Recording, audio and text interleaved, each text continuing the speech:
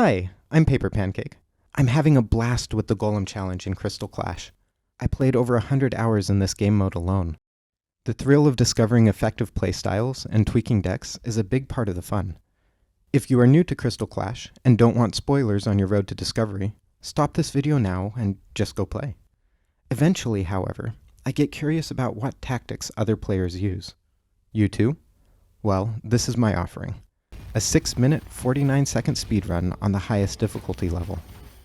Are you surprised to see that all these cards are pretty basic? They're gold tier, but that doesn't make them stronger, it just gives me more charges. How can weak units like this bring down the very scary Granite Guardian? I used to build Golem Challenge decks with tier 3 legendary units strong enough to go toe-to-toe with the Granite Guardian. I still love tier 3 units for PvP. But in this challenge, tier 3 is unavailable for 8 minutes. Times between 8 and 10 minutes used to top the monthly leaderboards. But I wanted to break that tier 3 speed barrier. The good news is that with so many tier 1 cards, I have more tactical flexibility at the beginning of the game. The bad news is, well, I am basically using water guns. To take down the Granite Guardian, I need enough water guns to create a tsunami. Enough talk. Let's fight! Shut-a-booey!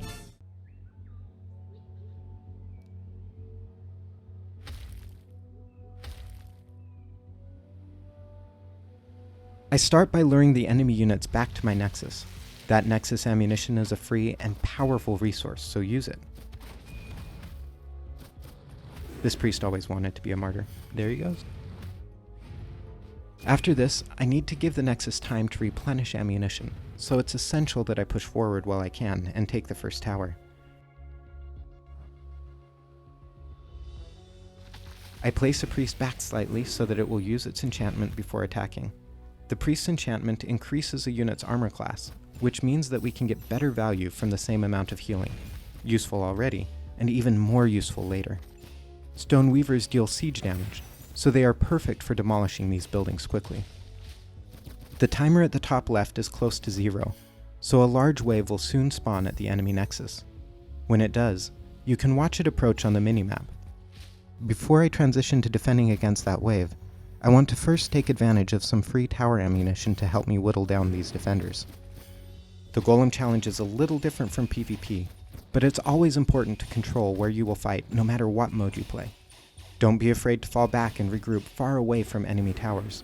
Use your tower ammunition well, and find ways to avoid, minimize, or waste the enemy's ammunition. Notice that even though I can afford another permanent spawner, I'm saving it for after my Nexus defeats this next wave. Waiting can sometimes put you behind on mana, but not this time. The display in the bottom left shows that spending 800 essence will not yet be enough to push me to the next mana tier anyway, so I might as well wait. Unlike in PvP, enemy golems never regain control over destroyed towers, at least not in the current challenge. Losing a tower temporarily doesn't hurt me, and it gives my Nexus more chances to attack.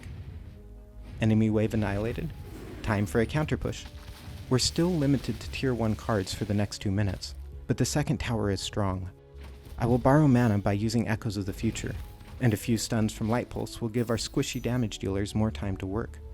While we wait, it's worth noting that enemies in the Golem Challenge have different stats and abilities than your units have. For example, the enemy Granite Scouts are not immune to spell damage like yours are. The Crystal Chanters bestow a bounce attack instead of just increasing attack speed, and so forth. There's Echoes of the Future, Light Pulse,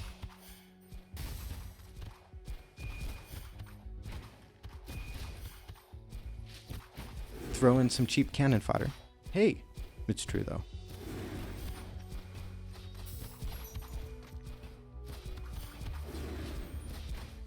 A spawner to jump to the next mana tier. And that tower is going down. That was as far as I expected to get with this push. I'm completely tapped out of mana for the next 30 seconds. A strong enemy wave is approaching. In most games, I lose more units in the fight for the second tower, so I fall back to let my tower and Nexus ammo take care of this enemy wave. While that slows me down a little, my best time in those circumstances is still 6:59. But this time was different. A combination of luck and good timing left me with enough units to win this fight and claim the tower. This took me by surprise. You might notice that I'm a bit slow on making some decisions, but hey, that just means there's room for improvement, right?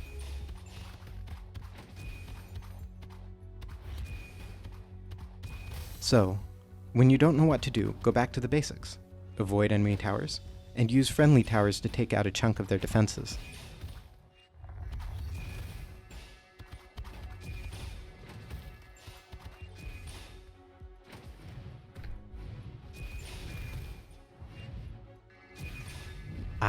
Stage 2. It's time for a tsunami. I need my tsunami to start slowly so that it has time to build. I also need as much of it to survive as possible. Do you see this green unit? The heart of the forest is the heart of my tsunami. It has no attack at all, so it's perfect for a slow start against a predictable opponent. It enchants other units to bestow better health and attack. More health means more survivability, especially when the priest can add armor to make the ballista's healing more effective. My wave is still moving too fast, so I need to slow my roll even more to let reinforcements catch up. The Petrify spell is perfect for this, since it affects all units, not just enemies. It's normally rare for a priest to successfully enchant an archer. Priests only enchant wounded units, but archers die so quickly. The HP buff from the Heart of the Forest is what makes this synergy possible and keeps so many of my archers alive. The enemy flying observers are troublesome. I often stun them if I'm unsure whether I have enough firepower to kill them before one of my units dies. Do you see where this fight is happening? Right where the second tower used to be. This is why I pushed so hard to destroy it earlier. Big incoming wave? Time for the Petrify spell again. Notice how much control the spell gives me over the pace of a battle. You can even petrify many types of buildings. Other spells are somewhat similar, like Banish and Inverse Gravity, but Petrify is my favorite version of this type of spell. And bonus, you can use it in any deck without color limitation.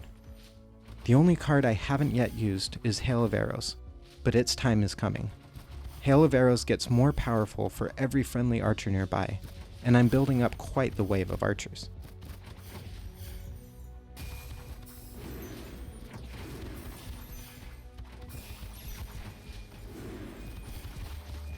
The final boss fight is nigh.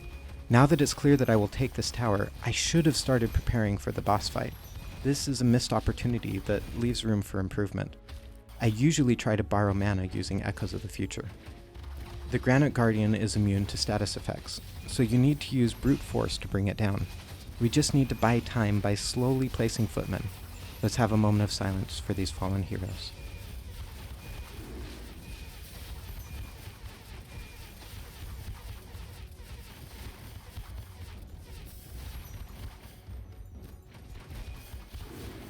I could have handled the endgame better, but once the Granite Guardian crumbled, there was nothing left to stop me. The giant enemy wave that spawns at the 7-minute mark can certainly slow things down a bit, but even that can't stand up to a tsunami like this. That's the game. Please don't think that I get such great times in every game. I'm working on my consistency, but I still make mistakes.